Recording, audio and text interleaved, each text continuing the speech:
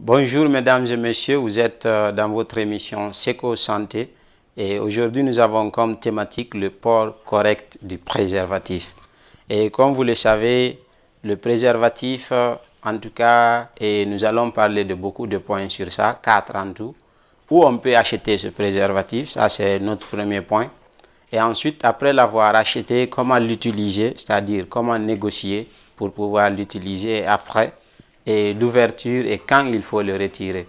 Donc sans plus tarder, le préservatif, on peut l'avoir surtout actuellement partout, et que ce soit dans les boutiques, les pharmacies et les centres jeunes où on distribue gratuitement, mais dans certaines parties, il faut l'acheter.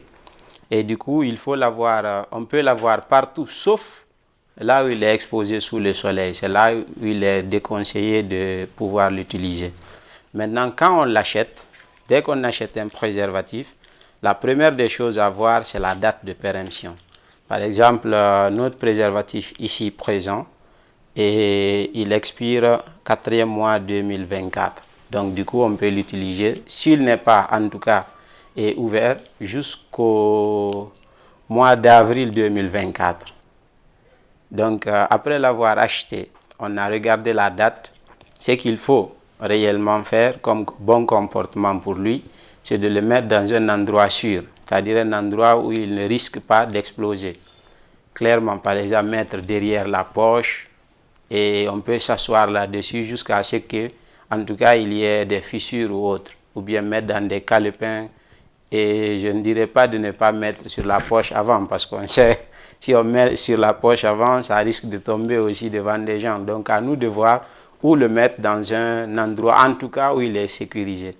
Donc, en dehors de cela, il faut vraiment la négociation. Quand on l'envoie à la maison, il faut négocier jusqu'à ce qu'on accepte de le porter. Parce que souvent, c'est là le hic. Et tu n'as pas négocié avec la fille, elle n'aime pas peut-être le préservatif par méconnaissance, et elle ne sait pas les avantages de ce préservatif, et tu veux forcer à l'utiliser. Parfois, c'est en plein acte que tu vois une fille enlever le préservatif d'un garçon, ou bien si c'est la fille qui veut que le préservatif soit porté, souvent on arrive à le déchirer. Il y a des garçons mal intentionnés qui déchirent.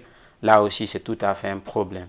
Donc, du coup, il faut vraiment négocier avant de porter un préservatif. Nul ne sait le passé de l'autre.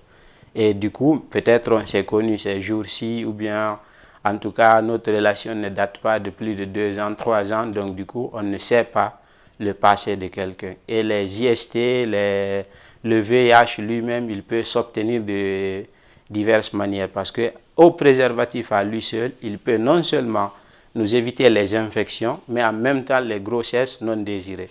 C'est pour cela qu'on dit qu'il a double protection. Après avoir négocié, c'est-à-dire on commence l'acte sexuel, et qu'est-ce qu'il faut? Avant d'ouvrir le préservatif, on doit se rassurer que réellement le pénis il est en érection. Quand on dit érection, cela veut dire quoi? Il y a en tout cas le pénis il est dur. Tant qu'il n'est pas dur, on ne doit pas ouvrir le préservatif. Donc c'est quand il est dur, on ouvre ce préservatif. Et pour l'ouvrir, voilà, il a 4 côtés, si vous avez bien remarqué. Il y a 2 côtés qui n'ont pas de zigzag et 2 autres côtés qui ont des zigzags.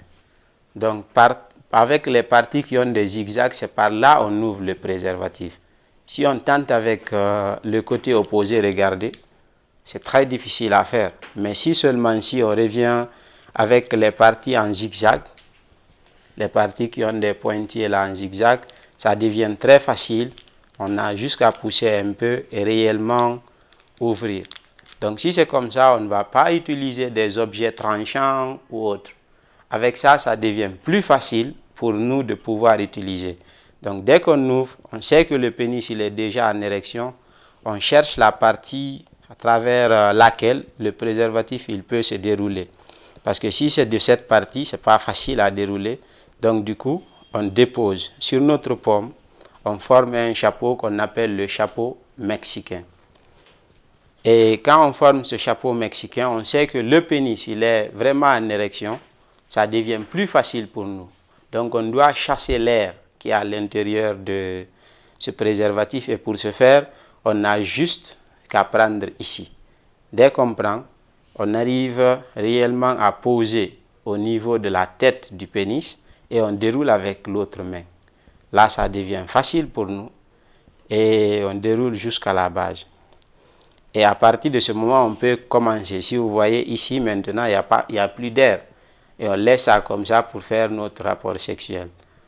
Après avoir fini toute la pénétration, dès qu'on éjacule, on ne doit pas attendre jusqu'à ce que on finisse d'éjaculer. À partir de ce moment, on veut forcer la situation parce qu'on a un préservatif. Non. Dès qu'on éjacule, le pénis, il se rétrécit. Et quand il se rétrécit, et déjà le préservatif il est chargé, on risque de le laisser à l'intérieur. Donc du coup, on doit se retirer de notre partenaire. À partir du moment où on éjacule, on enlève maintenant le préservatif. Ici, ce n'est pas facile, mais c'est parce que c'est un bois, sinon c'est très facile. Donc du coup, quand on enlève le préservatif, on attrape ici pour ne pas que, en tout cas, nos spermes arrivent à tomber par terre. On déroule le tout. On déroule le tout pour que ça soit facile d'attacher. À partir de ce moment, on récupère. À partir de là, on attache. Donc du coup, ce qui est recommandé à partir de ce moment, on arrive à mettre ça dans un endroit sûr. Soit au niveau des toilettes, ou bien en tout cas, et si seulement si on n'a pas de latrine, on met ça hors de la portée des enfants. Peut-être même sous terre s'il y a une terre à côté. Donc du coup, quand on dépose cela, et on met dans un endroit sûr, on ne doit pas toucher automatiquement nos parties intimes. Ce qui est recommandé à partir de là, c'est de se laver les mains d'abord avant de laver notre pénis. Parce que si seulement si la fille a une infection telle qu'une IST, c'est plus facile pour nous à partir de ce moment puisqu'on a touché, il y a de ces microbes d'infection qui arrivent en tout cas à vivre pendant longtemps. Donc si on touche notre pénis, à partir de ce moment, on risque de s'auto-infecter. Donc pour éviter tout risque, il est recommandé de se laver les mains avant de laver le pénis. Donc voilà un peu, si seulement si on veut recommencer une autre vitesse, deuxième, troisième, quatrième, on doit porter le préservatif de cette manière. Donc c'était votre émission présentée par le Centre d'écoute des conseils d'orientation pour jeunes, SECOS de l'AB et sous financement du Fonds PISCA de l'ambassade de France en Guinée et en Sierra Leone. Merci.